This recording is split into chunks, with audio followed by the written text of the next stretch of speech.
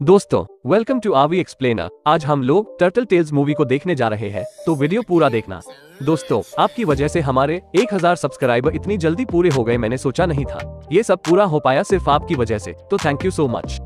कहानी की शुरुआत में हमें एक बीच को दिखाया जाता है जो समंदर का किनारा होता है। वहीं हमें एक बूढ़े कछुए को दिखाया जाता है जिसका नाम है सैमी, और आज वो बहुत खुश होता है क्योंकि आज वो दादा बनने वाला था। सैमी अपनी कहानी बताता है कि आज से 50 साल पहले उसका जन्म इसी बीच पर हुआ था जहाँ सिर्फ कछुए रहते थे। मादा कछुए एक गड्ढे बनाकर उसमें अंडे देती हैं। उनकी हिफाजत के लिए गड्ढे से सभी कछुए के बच्चे बाहर निकलकर समुद्र में जाने लगते हैं और तभी अंडे से एक और बच्चा बाहर आता है। वो बाहर निकलने की बहुत कोशिश करता है लेकिन वो गड्ढे से बाहर नहीं निकल पाता। तभी एक सीगल आकर उसे शिकार के लिए उठाकर ले जाता है। जैसे तैसे उससे वो खुद को छोड़ाकर नीचे आ गिरता है। फिर उसे सैली नाम की एक फीमेल टर्टल मिलती है। वो उसे पानी में चलने को कहती है लेकिन ऊपर से गिरने और थकान के बाद उसकी हिम्मत नहीं पड़ती। वो सभी पानी में चले जाते हैं और वो पूरी रात एक ही जगह पर रहता है। रात के समय में उसे लगता है कि सीगल फिर से उसका शिकार बनाने वाला है।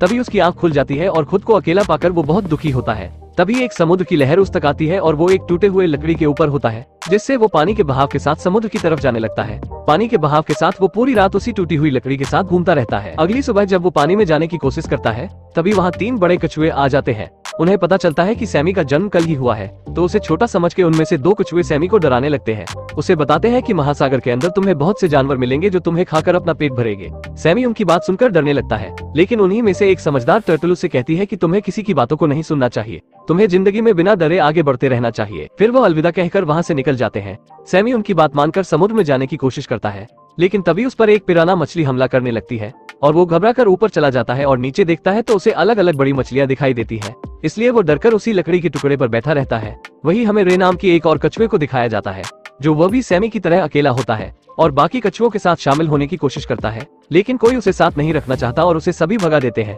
और फिर वो सैमी से जा मिलता है। फिर बात के दौरान उन्हें पता चलता है कि वो दोनों एक ही बीच पर जन्म लिए थे, एक ही टाइम पर। यह जानकर वो दोनों काफी खुश हो जाते हैं। वो दोनों एक दूसरे को भाई मानने लगते हैं और साथ में रहने लगते हैं और इस दौरान वो साथ में समंदर के अंदर जाते हैं जहाँ उन्हें बहुत खूबसूरत चीजें देखने को मिलता है। उनका सारा दिन ऐसे ही बीतता है। धीरे धीरे वो बड़े होने लगते हैं। रे सैमी से कहता है अब हम बड़े हो चुके हैं, अब हमें भी अपनी पार्टनर ढूंढ लेनी चाहिए जिससे हमारे भी परिवार होंगे। रे सैमी से पूछता है कि तुम किसी को पसंद करते हो। सैमी सैली के बारे में बताता है जो बचपन में पहली और आखिरी बार मिली थी, जो उसकी मदद भी की थी। रे कहता है ये समंदर बहुत छोटा है, एक न एक दिन तुम दोनों एक दूसरे को मिल ही जाओगे। समय के साथ रे और सैमी की दोस्ती और भी गहरी होती जाती है और सैमी अक्सर सैनी को याद किया करता था। रे उसका दिल बहलाने के लिए अपने दोस्त ऑक्टोपस के पास उसे ले जाता है जिसके ऊपर वो दोनों बैठकर राइडिंग करते हैं लेकिन अचानक उस जगह कच्चा तेल फैलने लगता है जिससे कई जीवों को खतरा है। वो सब उससे बचने के लिए से दूर भागते हैं और जब वो ऊपर आकर देखते हैं कि तेल से भरा पूरा जहाज पलट गया था जिस कारण जहाज में मौजूद कच्चा तेल समंदर में जाने लगा था। रे और सैमी के साथ यह पहली घटना थी और इसी के साथ इन दोनों का बुरा वक्त भी शुरू हो जाता है। एक बार जब वो अपनी टूटी फूटी लकड़ी के साथ घूम रहे थे, वजन ज्यादा होने की वजह से वो पूरी तरह से टूट जाती है और वो समंदर में चले जाते हैं। लेकिन सैमी बहुत सारी मछलियों के साथ एक जाल में फंस जाता है और वह जाल के साथ ऊपर जाने लगता है। उसका दोस्त उसे बचाने की पूरी कोशिश करता है लेकिन वो खुद भी एक दूसरे जाल में फंस जाता है। अब वो दोनों अलग हो चुके हैं। जाल से निकलने के बाद सैमी एक बाल्टी में चला जाता है और सैमी वहाँ से निकलने की कोशिश करता है लेकिन वो सामान के बीच में फंस जाता है और सैमी वहाँ से हिल भी नहीं सकता था। काफी देर धूप में रहने से वो बेहोश हो जाता है जिससे फिशरमैन उसे मरा समझकर समंदर में फेंक देता है लेकिन समंदर में जाने के बाद भी उसे होश नहीं आता। तभी एक डॉल्फिन आती है और उसे उठाने में उसकी मदद करती है जिससे पानी के बहाव के साथ वो समंदर के किनारे तक आ जाता है जहाँ रात में एक कपल की नजर उस पर पड़ती है और वो उसे लेकर घर चले जाते हैं। जब सैमी की आंख खुलती है तो वो एक छोटी बच्ची, उसकी माँ और एक बिल्ली को देखता है। ये फैमिली सैमी को बहुत प्यार से रखती है और उस बिल्ली को बहुत जलन होती है क्योंकि सैमी के आ जाने से उसकी मालकिन सैमी पर ज्यादा ध्यान देने लगी थी और बिल्ली उसे कहती है तुम्हें इंसानों पर भरोसा नहीं करना चाहिए क्योंकि कभी भी वो उसको दावत बना सकते हैं। रात में वो औरत अपने बच्चों को कहानी सुनाती है जहाँ सभी इकट्ठा होते हैं। बिल्ली का नाम फ्लैपी है। फ्लैपी सैमी के पास आकर उससे पूछती है कि यहाँ से भागने का क्या प्लान बनाया, लेकिन सैमी को उसकी बात पर यकीन नहीं था। फ्लैपी बात बात पर उसे बताती है कि वो भी ओशन से बचकर यहाँ पर आई थी। ओशन महासागर समंदर है। सैमी को पता चलता है कि और भी समंदर है। अगले दिन सैमी एक मादा कछुए से मिलता है जिसका नाम है वीरा। वीरा भी उससे यही कहती है कि हम कैदी की तरह कैद है, हम अपनी मर्जी से कहीं नहीं जा सकते, इसलिए तुम्हें भी भागने का सोचना चाहिए। वीरा कहती है आजादी तो समंदर में है। अगले दिन अचानक वीरा को समंदर में छोड़ दिया जाता है। उन्हें लगता है कि सैमी और वीरा साथ में नहीं रह सकते लेकिन फ्लैपी सैमी से झूठ बोलती है कि वीरा को इसलिए छोड़ा गया कि उसकी कोशिका खराब हो गई थी, इसलिए उसका टर्टल सूप नहीं बन पाता और कहता है अब वो तुम्हें इतनी आसानी से नहीं जाने देंगे।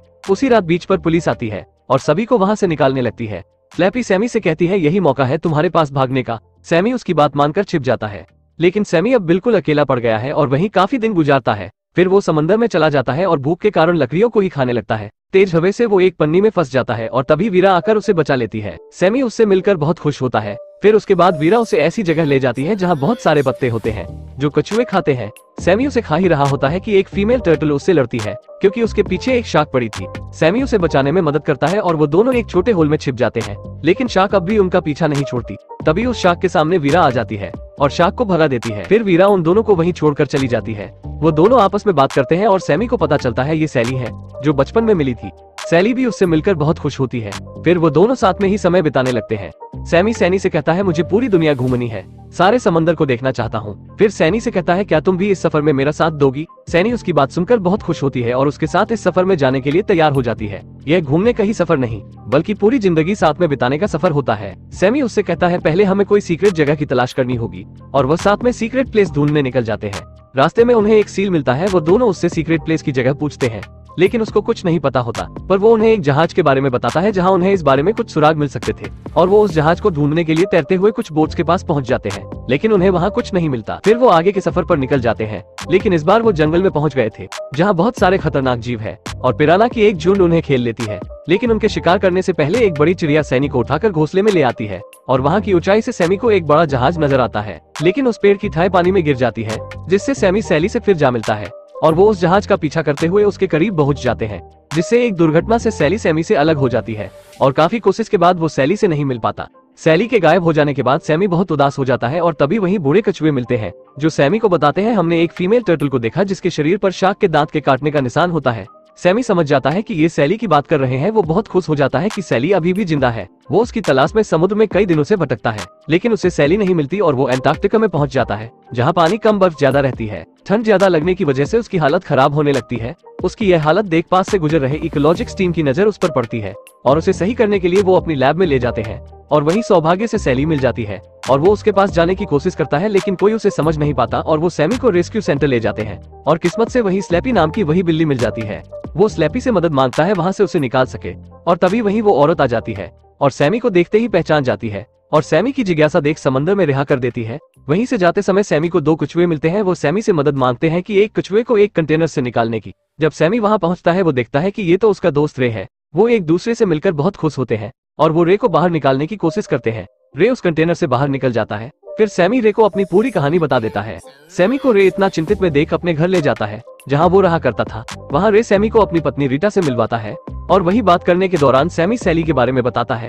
फिर रीटा उससे कहती है मैंने सैली को यही कुछ देर पहले देखा था, सैली वहीं रहने लगी थी। और सैमी देखता है सैली किसी और कछुए के साथ होती है। ये देख उसे लगता है सैली ने अपना जीवन साथी चुन लिया है, इसलिए वो बिना मिले ही लौट आता है और उदास होकर रीटा और रे के पास आता है और उन्हें बताता है कि सैली ने अपना जीवन साथी किसी और को चुन लिया है। और तभी वहीं सैमी को बताया जाता है कि जिसको उसने सैली के साथ देखा था उसका नाम रोबी है, जो किसी भी शी टर्टल से फ्लर्ट करने लगता है और सैली के भी साथ फ्लर्ट ही कर रहा था। टर्की है। ये बात जानकर सैमी बहुत खुश होता है कि सैली के दिल में उसी के लिए प्यार है। वो जल्दी से सैली से मिलने जाता है जहां एक शार्क उसके पीछे लगा होता है। सैमी शार्क से उसे फिर से बचा लेता है और फिर वो दोनों हमेशा के लिए जीवन साथी बन जाते हैं। और इसके बाद से कहानी वर्तमान में आ जाती है। अंडे से बच्चे बाहर आ चुके थे। सैमी और सैली उन्हें रोड क्रॉस करवाते हैं और वो दोनों दादा दादी बन चुके थे और फिर एक बच्चा उस गड्ढे से बाहर नहीं निकल पाता। ये देख सैमी को अपना बचपन याद आ जाता है और उसे बाहर निकालने में मदद करता है और यहीं पर ये मूवी खत्म हो जाती है। अगर आप लोगों को इसी तरह की अच्छी मूवी देखना पसंद है तो अपने चैनल आवी एक्सप्लेनर को सब्सक्राइब जरूर करना।